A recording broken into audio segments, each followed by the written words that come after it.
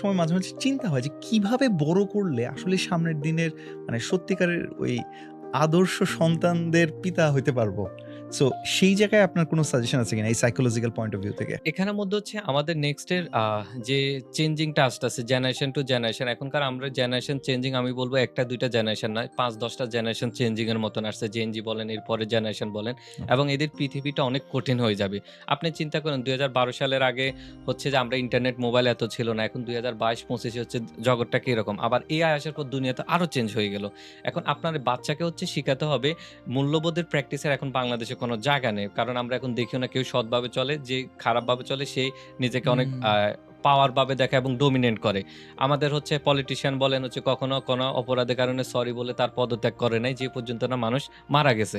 অতএব আমাদের এই প্র্যাকটিস গুলো না। এখন বাচ্চাকে আপনাকে ঘরের মধ্যে হাসব্যান্ড, ওয়াইফ আপনারা নিজেরা আত্মীয়স্বজনের মধ্যে যে রিলিজিয়াস ভ্যালু গুলো প্র্যাকটিস করেন সেগুলো দেখাতে হবে। সাথে হলো তাকে হচ্ছে এটাও শিখাতে হবে আশপাশের লোক আপনি যেভাবে চিন্তা করছেন, চাচ্ছেন এরকম না।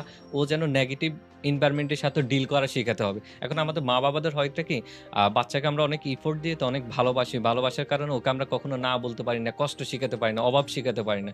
আপনি হচ্ছে অনেক টাকা-পয়সা আলহামদুলিল্লাহ কামাচ্ছেন। আমি বলব ২ হুম। বছরের মধ্যে ১ মাস হলো আপনি হচ্ছে একটু অভাবে চলেন। অভাবটা একদম ক্রিয়েট করবেন। দরকার হলে দেখেন ডিম খেলে প্রোটিনের অনেক হয়ে যায়। আপনি কম টাকায় অনেক প্রোটিন হেলথি লাইফ হচ্ছে চলা যায়। দরকার হলে আপনি খুব লাক্সারিয়াস লাইফ না চলে ১ মাস বা ২ সপ্তাহ এরকম সবাই মিলে, নট অনলি বাচ্চাকে, সবাই মিলে বাবা আমার ব্যবসা এগুলো খুব খারাপ চলতেছে।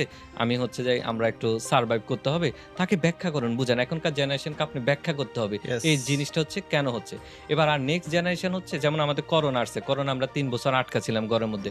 আমাদের হচ্ছে এ ভূমিকম্প আসতে পারে। এর পরবর্তীতে ওয়ার্লডটা অনেক চেঞ্জিং। আমাদের পলিটিশিয়ানরা যা করে যেকোনো সময় বাংলাদেশে গৃহযুদ্ধ লেগে যেতে পারে।